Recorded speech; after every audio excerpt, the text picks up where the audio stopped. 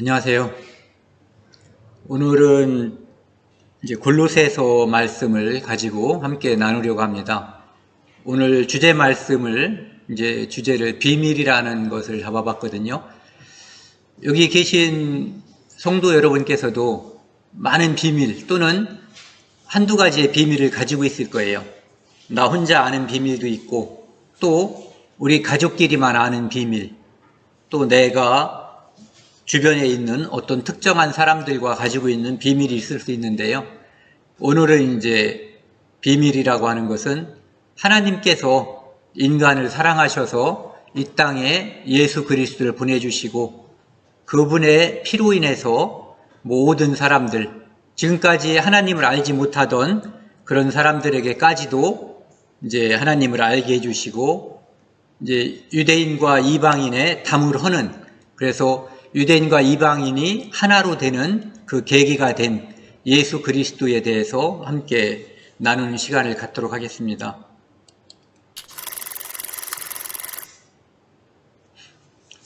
오늘 말씀 골로새서인데요. 골로새서를 간략하게 한번 정리를 하면은, 저는 골로새서를 충만이란 말로 한번 주제를 잡아봤습니다. 충만이라고 하는 것은 가득 찬 거거든요. 그래서 어떠한 부족함, 더 이상의 필요함을 느끼지 않는 상태를 갖다가 충만이라고 하는데, 그 하나님이 바로 그러신 분이죠. 그리고 이 땅에 오셨던 하나님이신 예수 그리스도, 그분도 역시 이러한 분이고, 그분이 우리에게 영원한 속죄를 말미암아 교회에 속해 있는 성도들도 역시 하나님의 속성인 충만을 그대로 받은 그런 자들이거든요. 그래서 교회도 하나님처럼 충만하고 성도도 하나님처럼 충만한 그런 가운데 있기 때문에 충만이라고 하는 단어를 잡아봤고요. 골로새서 2장 9절 10절 말씀을 보면요, 그 안에는 신성의 모든 충만이 육체로 거하시고 너희도 그 안에서 충만하여졌으니 그는 모든 통치자와 권세의 머리시라. 그 안에, 여기 나와 있는 그 안에는 예수 그리스도를 말하는 거거든요. 그래서 신성의 모든 충만, 신성은 여러 가지 해설, 뜻이 있을 수 있지만 그냥 하나님의 모든 것이 가득 찬 분이, 그러니까 하나님이 육체를 가지고 오신 분이다, 이렇게 간단하게 설명을 할 수가 있는 거죠. 너희도 그 안에서 충만하여졌으니, 예수 그리스도가 십자가에서 돌아가시고 부활하시고 승천하시고 그분의 약속대로 성령이 우리에게 옴으로 말미암아 하나님이 우리에게 들어와 계신 거거든요. 그래서 우리도 그 안에서, 예수 그리스도 안에서 충만하여졌다, 이런 얘기죠. 그는 모든 통치자와 권세의 머리시라. 모든 통치자와 권세, 모든 천사들이 여러 종류가 있는데 그 모든 천사들의 머리, 우두머리다, 이런 얘기죠. 그리고 골로새서를 또 한번 간략하게 정리를 하면은요, 위의 것을 찾으라. 골로새 교회는, 골로새라고 하는 지역은 셀류쿠스 왕조의 안티오쿠스 3세가 유대인들을 그곳에 한 2,000명 정도로 이주시켰다고 그래요. 그래서 원래는 유대인들이 없는 지역인데 그곳에 유대인들이 옮겨가서 살게 된 거죠. 그러다 보니까 이 골로새에서 처음 시작할 때도 사도된 그런 이야기를 하거든요. 그러니까 사도권을 골로새에서 사도 바울이 주장하는 이유가 그곳에 유대인들이 있었기 때문에 사도 바울이 사도가 아니다라고 주장하는 사람들이 있었기 때문에 그런 표현을 쓴 거거든요. 그곳에서 보면은 옛사람이 있었고 새 사람이 있는데 예수 그리스도로 말미암아 그리스도인은 새 사람을 입은 사람들이에요. 그래서 새 사람을 입은 사람들은 다른 것들에 얽매이지 말고 이 땅에 있는 것을 찾지 말고 위에 있는 것에 마음을 두라는, 위의 것을 찾으라. 아까 그 지도를 좀 더 상세히 보면은 여기 골로새 지역이 여기거든요. 그래서 그 라우디게아라고 하는 지역, 이제 나중에 사도 바울이 처음 인사할 때하고 4장에서 끝날 때 이제 언급하는 지역이 바로 골로새라고 하는 지역하고 거의 붙어 있는 지역이거든요. 10km에서 20km 사이밖에 떨어져 있지 않은 그런 지역. 그 다음에 헤라볼리라고 하는 지역도 역시 이제 가까운 곳이고요. 그래서 요거 편김의 말씀을 드리면은 이제 계시록에서 말하는 라우디게아 교회가 차지도 않고 덥지도 않다라는 그런 이야기를 하는 게 이 헤라볼리는 온천 지역이에요. 그 다음에 골로새 지역은 이제 계곡물이 흐르는 차가운 물이 흐르는 것이죠. 그래서 두 지역에서 흐르는 물이 이렇게 합쳐지면은 라우디게아 교회 거기에는 이제 미지근한 물이 흐른다고 그러더라고요. 그래서 그런 배경을 가지고 이제 라우디게아 교회의 신앙 상태를 이제 언급했다라는 거죠. 앞에 것이 그냥 지나갔다고 생각을 하시고요. 오늘 여기서부터 시작을 하겠습니다. 오늘 주제 말씀은 골로새서 1장 3절, 2장 1절에서 3절 말씀을 가지고 하겠습니다. 제가 읽겠습니다. 내가 너희와 라우디게아에 있는 자들과 무릇 내 육신의 얼굴을 보지 못한 자들을 위하여 얼마나 힘쓰는지를 너희가 알기를 원하노니 이는 그들로 마음의 의안을 받고 사랑 안에서 연합하여 확실한 이해의 모든 풍성함과 하나님의 비밀인 그리스도를 깨닫게 하려 함이니 그 안에는 지혜와 지식의 모든 보화가 감추어져 있느니라. 아까도 말씀드린 것처럼 이 골로새 지역에는 사도 바울이 복음을 전한 에바브로가 복음을 전한 지역이라고 일반적으로 알려져 있거든요. 그런데 그곳에서 하나님께 순전한 마음으로 이제 섬기던 그런 성도들에게 이단이 들어간 거예요. 그 이단에는 이제 여러 가지 율법주의들, 그 다음에 그 철학가들, 이런 것들, 그 다음에 금욕주의, 이런 것들이 들어간 거거든요. 그래서 사도 바울이 편지를 쓰는데 그 이단을 배격하라는 말을 하기 전에 그리스도가 누구인지, 그 다음에 그리스도가 너희들이 말하는 그 헛된 속임수인 철학 이런 것과는 전혀 비교가 되지 않는 창조주 하나님이시라는 것, 그분에 대해서 이제 설명을 하게 되는 거거든요. 그렇기 때문에 마치 이런 것과 비슷한 거예요. 우리가 이제 이 세상에 유통되고 있는 돈이 많이 있는데 진짜 돈이 있고 가끔은 가짜 돈이 있거든요. 의조지폐라고 하는 거죠. 그래서 의조지폐인지 아닌지 가장 잘 감별해내는 나라가 우리나라래요. 대한민국. 세계에서 뭐 최고의 실력을 가지고 있다고 하더라고요. 그리고 이제 의조지폐를 가장 많이 만들게 되는 그 대상이 이제 주로 달러죠. 그런데 어쨌든 그것을 잘 감별해내는데 그 감별해내는 방법이 뭐냐 하면은 진짜 돈을 끊임없이 연구하는 거예요. 그래서 사도 바울도 이곳에서 말하는 걸 보면은 이단이라고 하는 것들의 종류와 그들의 실책에 대해서 이야기하기 전에 실제로는 예수 그리스도가 누구인가에 대해서 먼저 말씀하시는 거거든요. 그래서 예수 그리스도의 본질에 대해서, 그분의 하신 일에 대해서, 그분이 나중에 어떻게 다시 돌아올 것인가에 대해서 이야기를 쭉 해주면 나중에 이단들이 율법으로 구원받아야 된다라고 말할 때도 그게 아닌데 예수님의 피로 구원을 받는데, 그 다음에 헛된 속임수, 철학, 그 철학이라고 하는 것은 사람의 것은 이렇게 유혹할 수 있을지 모르지만 영혼의 죄를 영원히 용서할 수 있는 어떠한 능력도 없다는 것을 이제 알게 해주는 거죠. 그 다음에 금욕주의도 역시 사람이 겉모습은 경건해 보일 수 있을지 모르지만 그것을 가지고 예수 그리스도의 피, 십자가를 대신할 수 없다는 것을 이제 알려주기 위해서 그것을 먼저 제시한 거거든요. 그래서 앞에 있는 내용들은 이제 많이 있지만 오늘은 주로 그 2절에 나와 있는 이는 그들로 마음의 의안을 받고 사랑 안에서 연합하여 확실한 이해의 모든 풍성함과 하나님의 비밀인 그리스도를 깨닫게 하려 함이니 이렇게 되어 있거든요. 그리고 그 안에는 지혜와 지식의 모든 보화가 감추어져 있느니라. 그래서 하나님의 비밀인 그리스도, 이것은 하나님께서 이 성경을 통해서 계속해서 메시아가 그리스도고 우리말로는 구세주잖아요. 그 구세주를 그리스도를 보내주겠다라고 약속을 해주셨죠. 근데 그 약속을 해주셨지만 그리스도가 즉 구세주가 이 땅에 나타나기 전까지는 그분에 대해서는 비밀에 감춰져 있었던 거예요. 그분이 이 땅에 나타났을 때 그 비밀에 대한 베일이라고 그러죠. 좀 전에 이 커튼이 이렇게 쳐지는 것처럼요.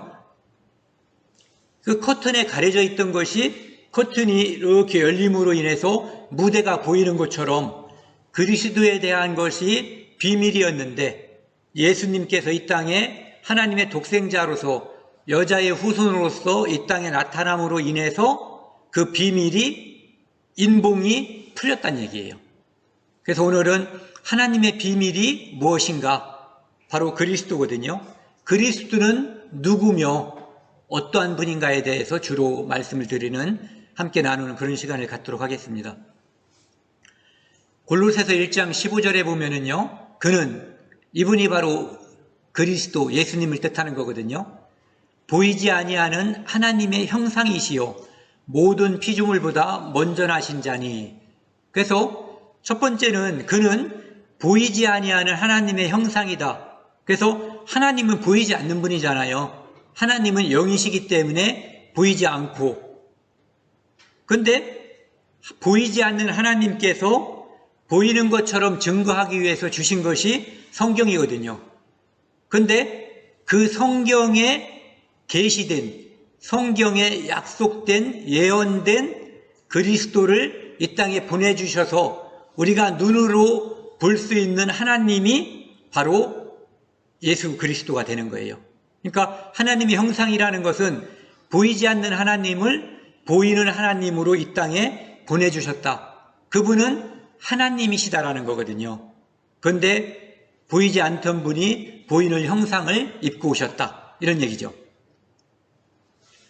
이 빌립보서 2장 6절에서 8절 말씀을 보면은요. 그는 근본 하나님의 본체시나, 여기 보시면 그는 예수님을 뜻하거든요. 근본적으로 하나님의 본체시나, 바로 예수님은 하나님이시라는 거죠.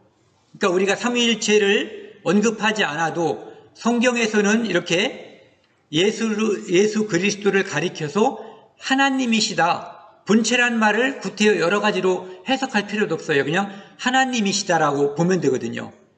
하나님과 동등됨을 취할 것으로 여기지 아니하시고 예수 그리스도는 이 땅에 오셔서 어떠한 법칙에서 움직이셨냐면 낮아지는 법칙. 가장 높으신 고귀하신 하나님께서 가장 낮은 인간으로 오셨어요. 태어날 때도 가장 낮은 곳에서 태어났고 그분은 가난한 집에서 자라났고 그리고 모든 사람들의 모든 인류의 죄를 한 몸에 뒤집어 쓰고 그리고 처참한 모습으로 십자가에서 피 흘려서 돌아가셨거든요.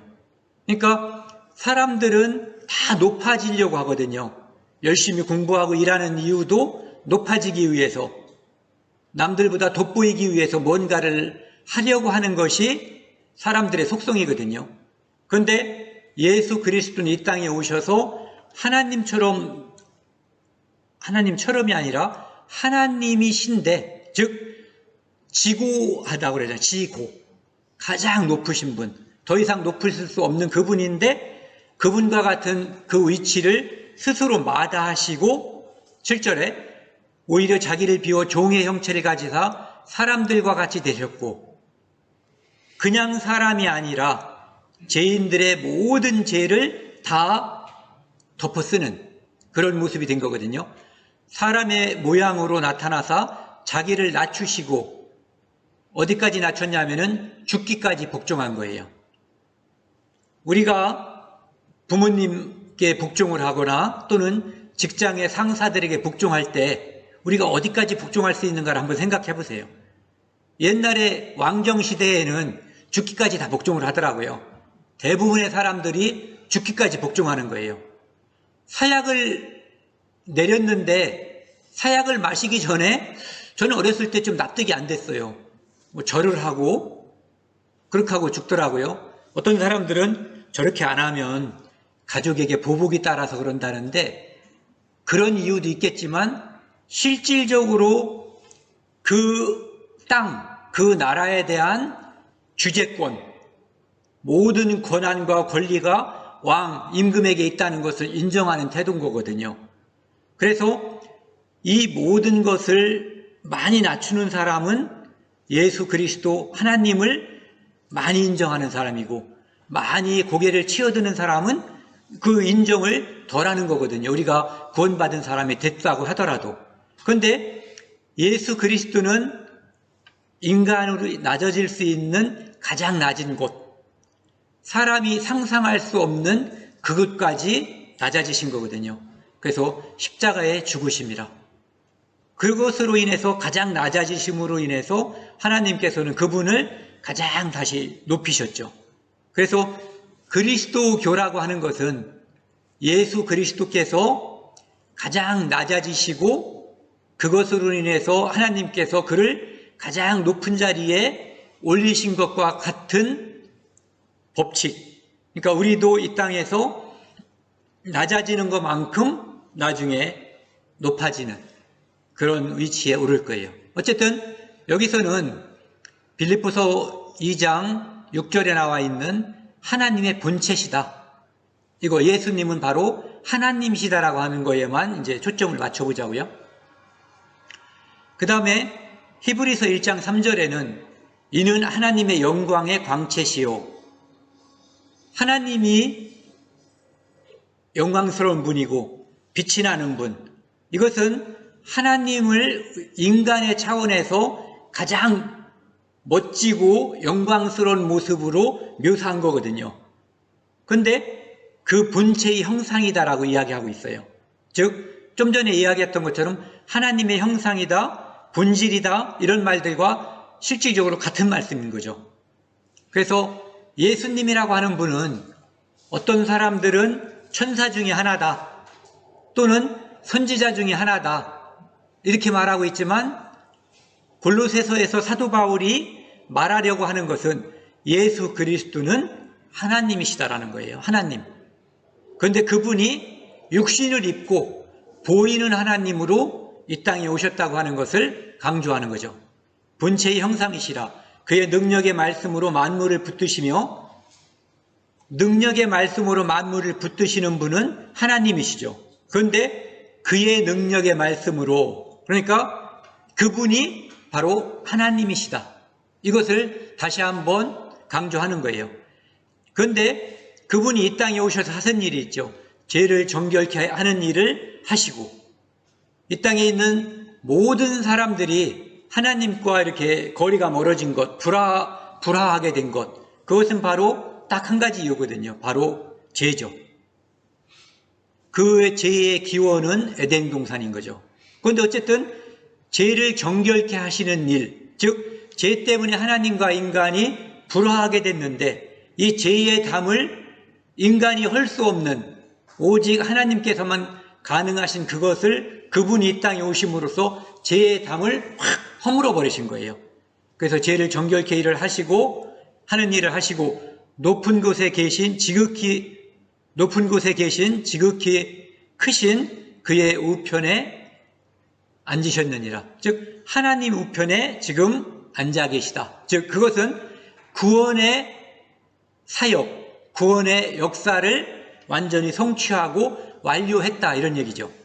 그러니까 예수님은 하나님이신데 육체를 입고 이 땅에 오셨고 모든 인간의 구원을 위해서 이 땅에 오셨는데 그 일은 완성되었다. 이렇게 히브리서에서 이제 이야기하고 있는 거죠. 또다시 요한복음 12장 45절에 보면은요. 나를 보는 자는 나를 보내신 이를 보는 것이니라. 예수님은 창세 전에 이 땅에 하나님께서 독생자를 보내셔서 인간의 모든 죄를 용서하실 것을 이미 약속해 주신 거거든요. 그런데 그래서 예수님께서 이렇게 말씀하시는 거예요. 나를 보는 자는 지금 너희들 앞에 있는 내가 그분 하나님께서 보내신 이를 보는 거다. 즉 하나님께서 창세전부터 약속하신 그분이 바로 나다, 이런 얘기죠. 그거보다 그 밑에 것은 이제 더 분명하게 이야기하고 있는데요. 요한복음 14장 9절에는 예수께서 이르시되 빌립아, 빌립이 하나님을 보여달라고 예수님께 요청을 한 거예요. 하나님을 보여주세요. 많은 사람들이 그렇게 이제 요구하는 사람들이 있죠. 빌립아, 내가 이렇게 오래 너희와 함께 있으되 내가 나를 알지 못하느냐? 내가 누군지 아직도 모르냐? 이런 얘기죠. 나를 본 자는 아버지를 보았거늘, 즉 하나님을 보았거늘, 즉 내가 하나님이거늘, 이런 얘기죠. 어찌하여 아버지를 보이라 하느냐? 즉 하나님의 형상이신 분, 그분이 이 땅에 오신 분이 바로 예수 그리스도고, 너희 앞에 너희와 함께 육체와 육체로, 언어와 언어로 함께 마주 앉은 자가 바로 나다. 나는 하나님이시다. 이렇게 얘기하는 거예요. 그 다음에 요한복음 1장 18절에 보면은요, 본래 하나님을 본 사람이 없죠. 보면은 죽는 거예요. 그분은 보이지 않는 분이실 뿐만 아니라 아버지 품속에 독생하신 하나님이 나타내셨느니라. 아버지 품속에 독생하시니, 여기는 그렇게 표현하고 있는데, 성자 하나님이 이 땅에 오신 분, 그분이 바로 예수님이다, 이런 얘기예요. 독생하신 하나님이 나타내셨다. 즉 독생자 예수 그리스도가 이 땅에 오셨는데 그분이 하나님이시다, 이런 얘기죠. 그 다음에요, 요한복음 20장 28절에는 보면은 이 요한복음에 예수 그리스도에 대해서, 그분이 하나님이라고 하는 것에 대해서 굉장히 많은 표현들이 있어요. 도마가 이르되 나의 주님이시요 나의 하나님이시니이다. 도마가 그 자리에 없을 때 예수님이 부활하셔가지고 제자들 앞에 나타난 거예요. 그래서 제자들은 나중에 도마를 만나고 도마에게 이야기했죠. 진짜 살아나셨어. 우리 선생님이, 우리의 주님이 부활하셨다라고 확신을 가지고 말했는데, 도마는 자기 눈으로 본 적이 없어요. 그래서 나는 내가 창자욱을 손으로 넣어보고 못자욱을 만져보고 이렇게 하기 전에 믿을 수가 없다라고 얘기하죠. 하지만 그때는 누가 없었어요? 도마가 그렇게 말할 때는 예수님이 그 자리에 없었죠. 그런데 예수님은 누구시냐면은 전지전능하신 하나님이시거든요. 도마가 그 말할 때 그 자리에 없었던 것 같지만 그 자리에 예수님은 함께 계셨던 거예요. 그래서 도마가 그렇게 말한 것을 예수님은 알고 계셨거든요. 도마가 대답하여 이르되 나의 주님이시요 나의 하나님이시니다. 예수님께서 자, 못자국을 만져보고 창자국에 손을 넣어봐라. 정말 넣어보고 만져보니까 이제 믿어지는 거예요. 그때 도마가 한 얘기죠. 나의 주님이시요 나의 선생님이라고 안 하고 나의 하나님이시니이다. 즉 예수님이 바로 그들의 구약에 예언된 메시아, 그리고 성자 하나님, 즉 하나님이시라고 하는 것을 도마가 고백하는 거죠. 그리고 요한복음 10장 30절에 보면은 예수님께서 단도직입적으로 이렇게 말씀하시죠. 나와 아버지는 하나다. 네. 내가 하나님이다라고 하는 표현하고 전혀 다를 게 없는 거예요. 나와 아버지는 하나다.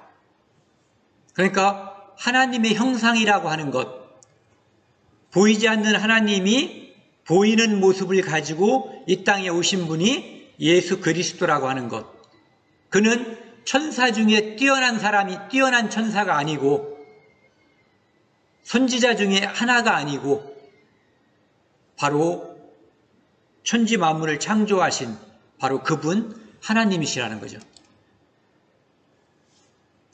그 다음에요. 골로새서 이제 15장 1장 15절을 보셨고요. 16절에 보면은 만물이 그에게서 창조되되 하늘과 땅에서 보이는 것들과 보이지 않는 것들과 혹은 왕권들이나 주권들이나 통치자들이나 권세들이나 만물이 다 그로 말미암고 그를 위하여 창조되었고 이렇게 되어 있어요.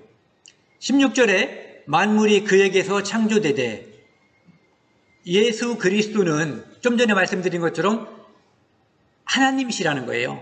그렇기 때문에 창조주라는 거죠. 그에게서 창조되었다.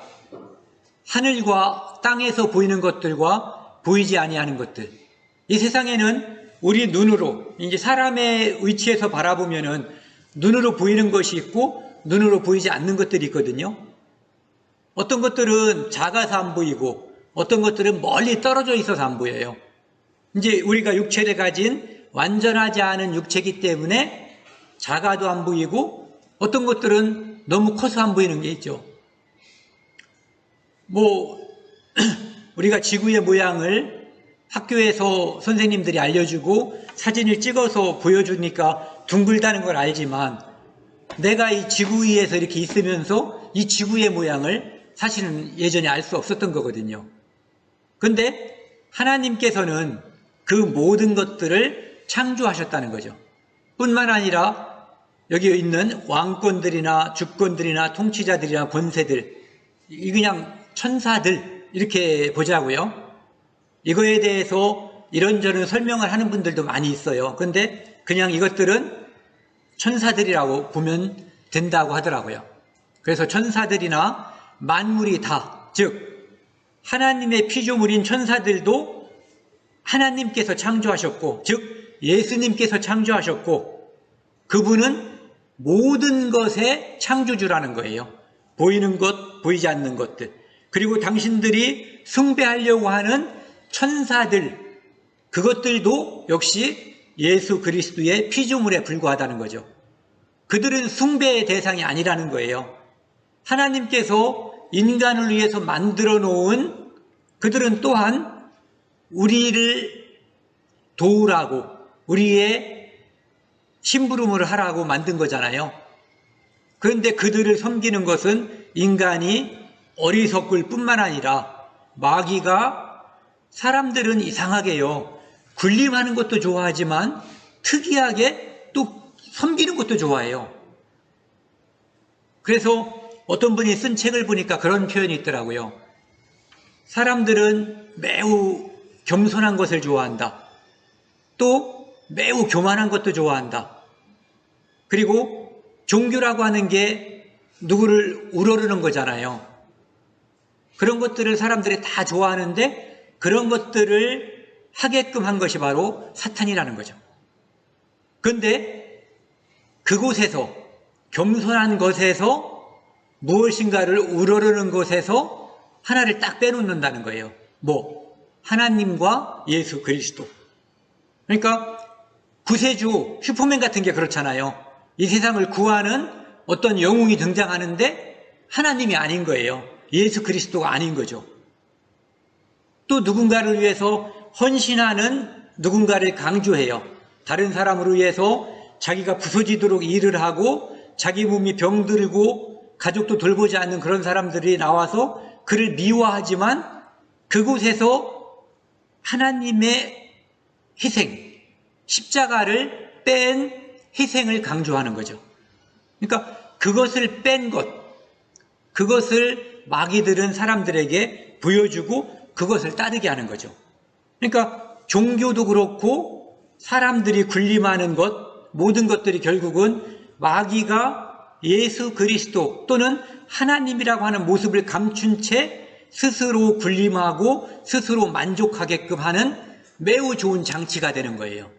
그리고 평생 그것을 하다가 자기 만족에 겨워서 죽었는데 아뿔싸, 그땐 기회가 없는 거죠. 속은 거예요. 그렇게 속는 거거든요. 그래서 사도 바울이 자꾸 창조주를 이야기를 하고 그리스도 이야기를 하는 이유가 뭐냐면은 너희들을 속이려고 하는 그 대상들이 예수 그리스도하고는 견줄 수 없는 존재라는 거죠. 가치나 신분이나 모든 것에 있어서 이분은 창조주 하나님, 여기는 피조물 또는 인간이 만든 철학, 속임수, 유혹 이거에 불과하다는 것을 이야기하고 있는 거예요. 그래서 여기 보면 노란 글씨요. 그에게 창조되었고 대대 그로 말미암고 즉 그를 통해서 무언가가 나왔다 이런 얘기죠. 즉 그는 창조주고 다른 것들은 피조물이라는 거예요. 그를 위하여 창조되었고 그런데 그 모든 피조물은 그를 경배하고 그에게 영광을 돌릴 의무가 있는 거예요.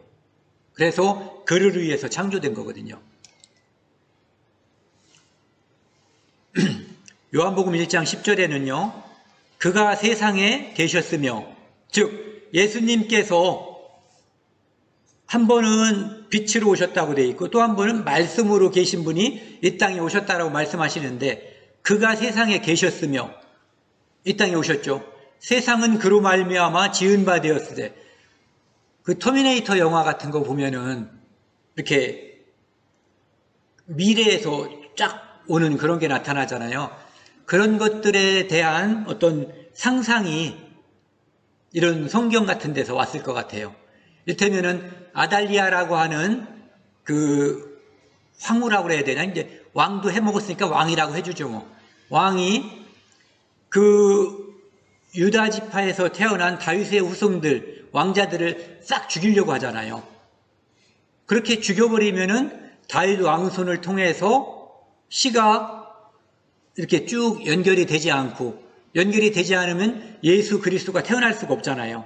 그러니까 예수 그리스도의 탄생을 막기 위해서 사탄은 아달랴라고 하는 그 여자의 마음에 확 들어가 버린 거죠.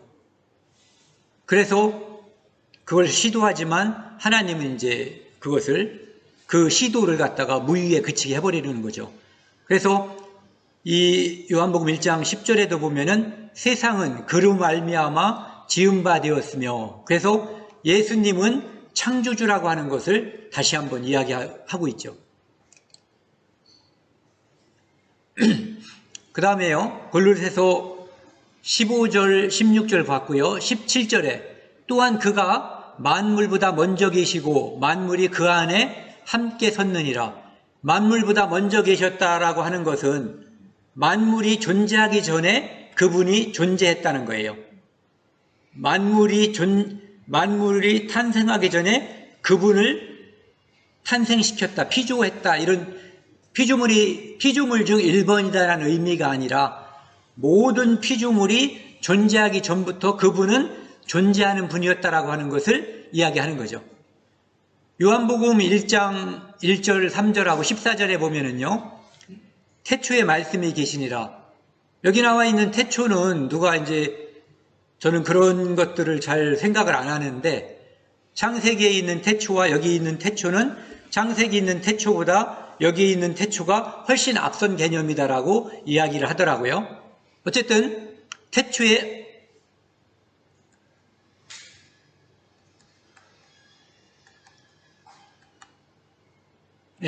태초에 말씀이 계시니라. 어떠한 피조물도 없었을 때에 말씀이 존재했다. 그분이 계셨다. 이런 얘기죠. 이 말씀이 하나님과 함께 계셨으니 이 말씀은 곧 하나님이시라. 특이하죠. 우리 집에 누가 한 명이 왔는데 그분이 하나야 이렇게 얘기하는 것처럼 들리잖아요. 그렇게 보이잖아요. 근데 그것이 바로 이제 우리가 삼위일체 때문에 그런 거죠. 이 말씀이 하나님과 함께 있는데 그 말씀이 하나님이시라는 거예요. 그러니까 여기는 그냥 그렇게 가자고요. 하나님과 말씀은 같은 분이다. 함께 있는 분인 줄 알았는데 같은 분이다라는 얘기예요. 그가 말씀이 태초에 하나님과 함께 계셨고 같은 말씀이죠. 위에 거하고 만물이 그로 말미암아 지은 바 되었으니 이 말씀이 만물을 지었다. 지은 것이 하나도 그가 없이는 된 것이 없느니라. 즉 말씀이 창조주다라고 지금 말씀하고 있는 거죠. 그런데 14절에 보면은 말씀이 아까는 하나님이셨고 그분이 말씀이 창조주라고 했는데 이제는 14절 말씀 같이 읽겠습니다. 시작. 말씀이 육신이 되어 우리 가운데 거하심에 우리가 그의 영광을 보니 아버지의 독생자의 영광이요 은혜가 진리가 충만하더라. 말씀이 하나님이신데 그분이 이제는 육신이 됐다는 거예요. 즉 이 땅에 오신 하나님의 독생자, 보이지 않는 하나님이 보이는 하나님 예수 그리스도로 이 땅에 오셨고 우리 가운데 그 당시에 사람들과 함께 사셨잖아요. 사람의 자식으로 태어나서 사람의 자식으로 성장했고 사람들과 함께 계셨거든요. 우리가 그의 영광을 보니, 그런데 그분은 사람, 죄를 가지고 있는, 죄성을 가지고 있는 사람이 아니라 하나님의 영광이더라는 거죠. 아버지의 독생자의 영광이요, 즉 성자 하나님이시요 은혜와 진리가 충만하더라. 진리는 예수님께서 이렇게 말씀하셨거든요. 요한복음 14장 6절에 내가 곧 길이요 진리요 생명이니, 진리라고 표현할 수 있는 분은 바로 예수 그리스도거든요. 즉 예수님이 진리고 충만했다. 충만은 아까 말씀드린 것처럼 빈틈이 없는 거예요. 가득 차서 어떠한 보충이 필요 없는 상태. 여러분들은 충만하셔요? 돈도 필요하죠.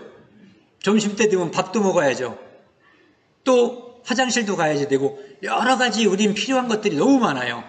아직은 우리가 완전하지 않아요. 하지만 우리는 그 완전성, 충만한 것을 우리에게 예수 그리스도께서 끼쳐주신 거거든요. 교회와 성도들에게. 그래서 때가 이르면 예수님께서 이 땅에 다시 한번 오시는 그때가 되면 우리도 이런 데 나와 있는 글씨가 그대로 성취가 되는 거죠. 우리도 완전히 충만해질 거예요. 완전해질 거라고요. 그것이 뭔지 잘 모르지만 우리가 부활하신 예수님에서 조금의 힌트를 얻을 수가 있는 거죠. 그분을 바라봄으로써 나중에 우리가 어떻게 될 것인가에 대한 힌트를 얻을 수가 있어요. 그 다음에요. 골로새서 1장 18절에 보면은 그는 몸인 교회의 머리시라. 그분은 하나님의 본체시다. 그리고 그분은 창조주시다. 그랬는데 이제는 또 그분이 누구냐면은 교회의 머리다. 그가 근본이시요. 근본은 제일 원인이란 말을 한번 써보자고요. 이 세상에 있는 모든 것들이 하나님, 즉 창조주로 말미암아 시작됐다면 피조의 세계가, 창조의 세계가 하나님으로부터 말미암았다면 창조를 시작하기 전 단계에 있었던 그분을 말하는 거예요. 그는 근본이시요 죽은 자들 가운데서 먼저 나신 이시니, 아담이 죽어야 할 자 중에 첫 번째라면 죽음 가운데서 부활하신 첫 번째 분이 바로 예수 그리스도시죠. 그분이 죽음을 이기시고 부활하셨기 때문에 우리는 그분에 붙어서 나중에 부활할 것을 확실히 믿는 거예요. 이는 친히 만물의 으뜸이 되려 하심이요. 그래서 만물의 으뜸이 되려 하심이요라고 되어 있지만 만물의 으뜸이 되셨다라는 의미래요. 이것이. 그래서 교회의 머리시고 만물의 으뜸, 즉 창조주 하나님, 전지전능하신 하나님, 유일무이한 창조주, 이런 분이시죠. 그래서 그분이, 여러분들이 우리가 속해 있는 한 집단을 생각을 해보자고요. 저는 군대에 있을 때 우리 이제 뭐라 그럴까? 소대장이 있고 중대장이 있고 그 다음에 같은 영내에 대대장도 있고 또 조금 더 확장하면 연대장이 있었어요. 그리고 사단장님은 쭉 멀리 딴 데 있었어요. 근데 내가 속해 있는 어떤 모임, 조직, 집단 중에 가장 높은 자가 어느 계급이냐에 따라서 그 모임의 성격이 규정되거나 어떤 힘이 규정될 수 있거든요. 그래서 청와대에 있는 사람들이 다른 데 있는 사람들보다 어떤 권세가 더 있는 거죠.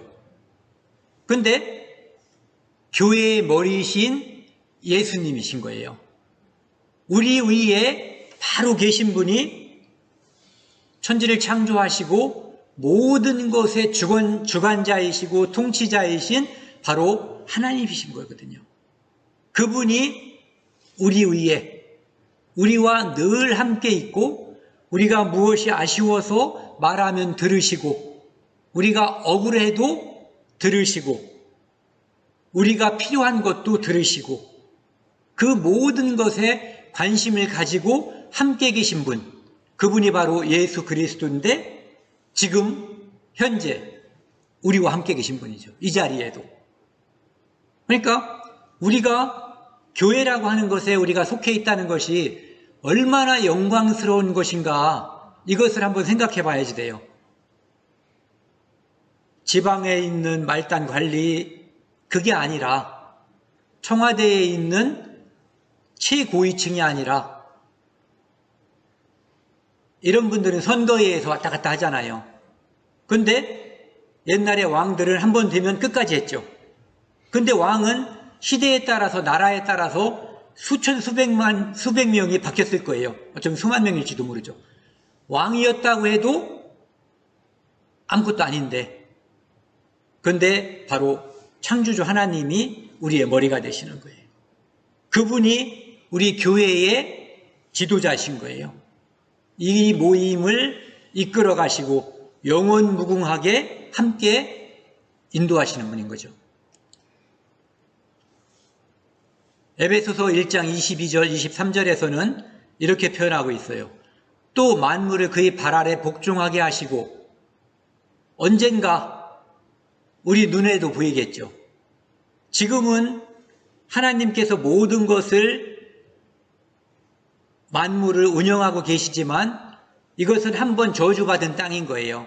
하지만 나중에 하나님께서 이것을 다시 창조할 때처럼 완전한 모습으로 모든 피조물의 세계가 그분에게 복종하는 상태로 다시 한번 재창조하실 거잖아요. 그를 만물 위에 교회의 머리로 삼으셨느니라. 즉, 이 세상에 만물 위에 존재하는 게 교회라는 거죠. 우리는 교회 안에서, 예전에 제가 참 어이없는 얘기를 들었는데 목사님한테 형제님 이렇게 불렀더니 화를 내더라는 거예요. 형제라고 하는 표현이 하나님의 자녀됐다는 뜻이에요. 그러면은 형제님, 자매님, 이것은 이 지구상에서 가장 고귀하고 가장 존귀한 언어예요. 하나님의 자식이라는, 그래서 그 자식들끼리의 호칭이기 때문에 그런 거죠. 그런데 그 이름 대신에 어떠한 이름, 예를 들어서 여기에 대통령이 왔다고 치자고요. 대통령님 이런 거보다 형제님, 이것이 우리가 성경을 믿는 그리스도인으로 볼 때 훨씬 더 그분을 대우해 주는 분인 용어인 거죠. 예전에 어떤 분이 그렇게 말씀하시는 걸 제가 직접 들었어요. 그분한테 사장님이라고 부르니까 제가 구원받은 게 현찮아서 보여서 저한테 사장이라고 부르는 거예요? 진짜예요. 네. 그런 일이 있었어요. 그러니까 정말 대단한 호칭이 바로 형제님, 자매님 이런 거거든요. 그런데 그 이유가 교회의 머리에 바로 예수 그리스도가 있기 때문인 거죠. 교회는 그의 몸이니. 그래서 오늘은 이제 주로 하나님의 비밀인 그리스도에 대해서 이야기하고, 여기는 그리스도의 비밀인 교회에 대해서 짧게만 여기서 말씀드리고 지나가겠습니다. 교회는 그의 몸이니 만물 안에서 만물을 충만케 하시는 이의 충만이니라. 아까 말씀드린 것처럼 하나님은 조금도 부족한 것이 없고 꽉 차 있는 분이거든요. 전지전능이라고 하는 표현은 우리 언어로 쓸 수 있는 표현이지만 그냥 충만 또는 꽉 찬 분, 이런 의미로 우리가 쓸 수가 있는 거죠. 그래서 교회가 바로 그의 몸이다. 내가 예수 그리스도와 붙어 있다라고 하는 것, 이것이 얼마나 영광스러운 것인가, 이거에 대해서 늘 생각해야지 돼요. 그래서 기뻐하고 감사하고 이렇게 하라는 게, 내가 처한 상황이라든지 내가 땅을 쳐다보면은 기뻐하고 감사할 것이 별로 없어요. 그런데 이것, 내가 교회에 속해 있고 그분이 머리다, 나는 그분과 교통할 수 있는, 내가 부르면 그분이 대답하고 그분이 나를 부르면 내가 대답할 수 있는 그 위치에 있는, 그분이 천지를 창조하신 창조주라는 것을 우리가 알 때 여기에 있는 모든 그분이 가지고 있는 충만이 나의 충만이 되는 거고, 내가 그래서 감사와 기쁨과 찬양을 드릴 수가 있는 거죠. 그러니까 내가 누구인가를, 예수 그리스도가 누구인가를, 예전에 내가 누구였는가, 지금은 내가 누구였는가를 아는 것으로부터 신앙이, 감사와 기쁨이 시작되는 거죠. 골로새서 6장 16절에서 19절이요. 그러므로 먹고 마시는 것과 절기나 초하루나 안식일을 이유로 누구든지 너희를 비판하지 못하게 하라. 유대인들은 이런 것을 지키는 거예요. 그런데 이런 것들은 예수 그리스도에 대한 그림자거든요. 예수 그리스도를 알리기 위해서, 예수 그리스도를 설명하기 위해서 만들어진 것들인데, 그것을 섬기고 그것에 치중하는 거예요.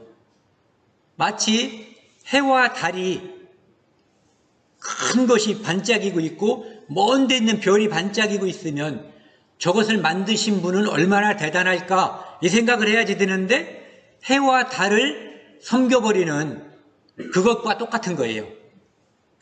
17절, 이것들은 장래일의 그림자이나 몸은 그리스도의 것이니라. 즉 그것들은 그림자이고 그 모든 것들, 절기, 초하루, 안식일, 이런 것들에 대한 본체는 바로 예수 그리스도라는 거죠. 18절, 아무도 꾸며낸 겸손과 천사 숭배를 이유로 너희를 정지하지 못하게 하라. 그가 그 본 것에 의지하여 그 육신의 생각을 따라 헛되이 과장하고, 종교 같은 것을 생각하면 돼요. 천사 숭배도 그렇고 그런 것들에서 멋있는 것들이 있어요. 꾸며낸 겸손이라고 되어 있지만 어쨌든 겸손. 그 다음에 그런 것들이 사람들이 겸손을 가장해서 종교 행사를 하고 거기에 심취해 있지만 거기서 빠진 게 있어요. 예수 그리스도, 하나님. 요거를 빼뜨리고 거기에 올인하게 만들어버리는 거거든요. 19절, 머리를 붙들지 아니하는지라 온몸이 머리로 말미암아 마디와 힘줄로 공급함을 받고 연합하여 하나님이 자라게 하심으로 자라느니라. 즉 머리가 예수 그리스도고 우리가 지체라면 예수 그리스도께서 주시는 힘, 그의 지시, 이것이 여기에 나와 있는 것처럼 머리로 말미암아 마디와 힘줄로 공급함을 받는다는 얘기예요. 그래서 이것은 연합되어 있는 연합체라는 거죠. 우리 눈으로 보이지 않지만 그 요한복음 15장에 나와 있는 포도나무의 비유, 나는 포도나무요 너희는 가지라. 그래서 포도나무에 가지가 붙어있는 형상으로 우리는 예수님과 연합되어 있는 상태고, 여기서 설명하는 것은 그분은 머리고 우리는 이런 지체로 연합되어 있어서 하나님의 이제 충만을 경험하는 자들이라, 이런 얘기죠. 골로새서 1장 19절에요. 아버지께서는 모든 충만으로 예수 안에 거하게 하시고, 하나님의 충만이 예수 그리스도 안에 그대로 충만하게 있고, 즉 그분과 그분은 같은 분이시고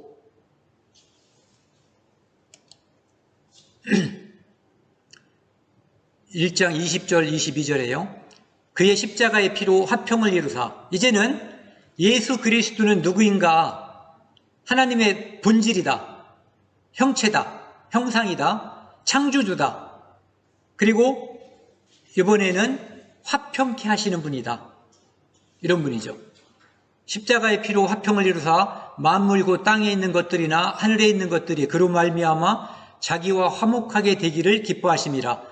전에 악한 행실로 멀리 떠나 마음으로 원수가 되었던 너희를 이제는 그의 육체의 죽음으로 말미암아 화목하게 하사 너희를 거룩하고 흠이 없고 책망할 것이 없는 자로 그 앞에 세우고자 하셨으니, 즉 예수님 이 땅에 오신 것은 바로 하나님과 인간의 죄로 말미암아 화평이 깨진 상태, 불화한 상태, 죄인과 심판자의 상태에서 이분이 중보자로 오셔서 십자가에 못 박힘으로써 하나님 편에서 공의와 사랑이 실현되고, 그 다음에 그것으로 인해서 우리의 모든 죄가 합법적으로 용서되어서 하나님이 우리를 의롭다고 보아주는 거죠. 즉 예수 그리스도의 죄 없으신 하나님이신 예수 그리스도의 의로움이 공식적으로 우리에게 임한 거예요. 그래서 그것으로 말미암아 이제 우리가 화목하게 된 거죠. 그리고 이 화목은 하나님을 몰랐던 이방인들에게 예수 그리스도로 말미암아 이제는 이 세상에는 두 부류의 사람들이 있어요. 어떤 사람들은 남자, 여자. 요새는 이렇게 말하면 이제 큰일 난다고 그러죠. 여러 가지가 있다고 말을 해야지 이제 된다는데, 저는 그냥 깜빵 가더라도 두 가지가 있다고 그냥 말을 할 거예요. 유대인과 이방인이 있는 거예요.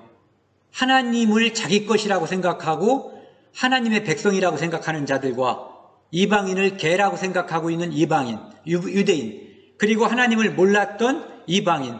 그런데 십자가의 피로 말미암아 이 둘이 하나가 된 거예요. 전혀 구분이 없이 십자가 안에서 하나님의 백성이 된 거죠.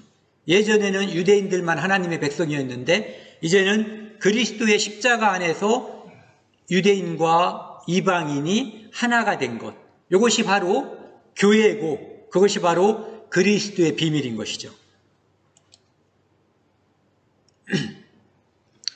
에베소서 3장 4절에 보면은 그것을 읽으면 내가 그리스도의 비밀을 깨달은 것을 너희가 알 수 있으리라 이렇게 되어 있어요. 그래서 바로 그리스도의 비밀이 바로 좀 전에 말씀드리던 그거예요. 6절을 한번 같이 읽겠습니다. 시작. 이는 이방인들이 복음으로 말미암아 그리스도 예수 안에서 함께 상속자가 되고 함께 지체가 되고 함께 약속에 참여하는 자가 됨이라. 이것이 바로 그리스도의 비밀이죠. 유대인들만의 하나님이 아니라 이방인들의 하나님도 되고 이방인들이 예수 그리스도 안에서 하나님의 합법적인 상속자가 되는 것. 그리고 그것이 약속으로 지금까지 이어지고 영원히 이어질 것. 이것이 바로 그리스도의 비밀이에요. 그 그리스도의 비밀은 바로 교회를 통해서 나타나는 거죠. 어떤 분이 쓴 시인데 짧게 한번 읽어볼게요. 그리스도의 비밀.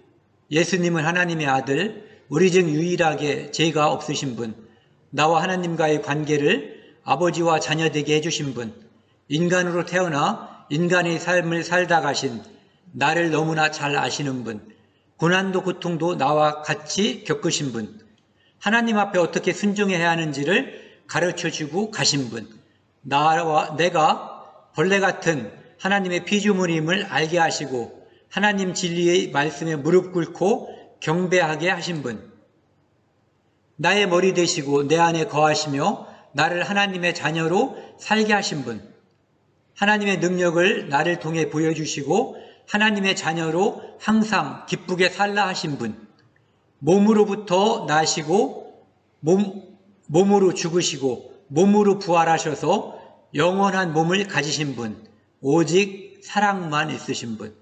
인터넷에서 뭘 뒤지다 보니까 나왔는데 읽다 보니까 좋아요. 그래서 소개하려고 가져왔어요. 오늘 제가 찾은 마지막 말씀입니다. 함께 크게 읽었으면 좋겠어요. 시작. 우리가 주목하는 것은 보이는 것이 아니요 보이지 않는 것이니 보이는 것은 잠깐이요 보이지 않는 것은 영원함이라. 사도 바울이 보이지 않는 하나님이 보이는 예수님으로 이 땅에 오신 것을 설명하고, 그리고 너희들이 이단과 헛된 속임수에 주의하라고 경고하면서 그들을 공격하거든요.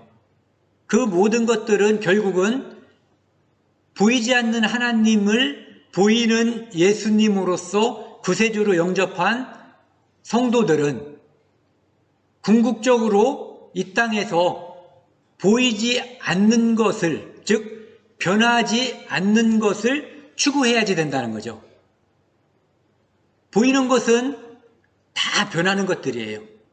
보이지 않는 것들은 변하는지 안 변하는지 안 보이니까 모르겠어요.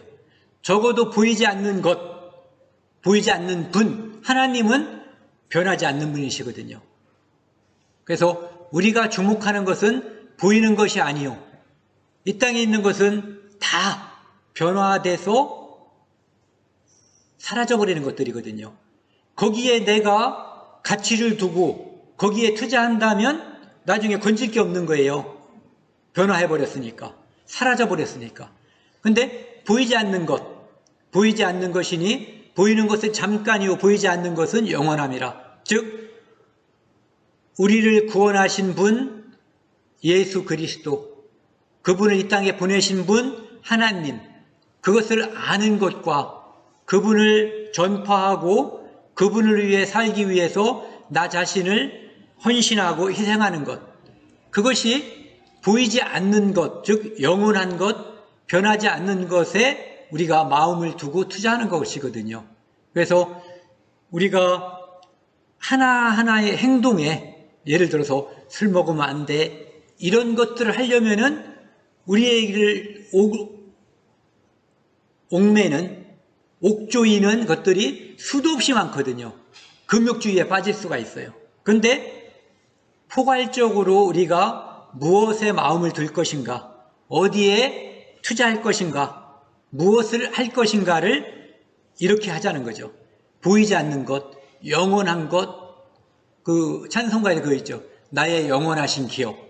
거기에 내가 마음을 두어야 된다는 거죠. 오늘 여기까지 하겠습니다.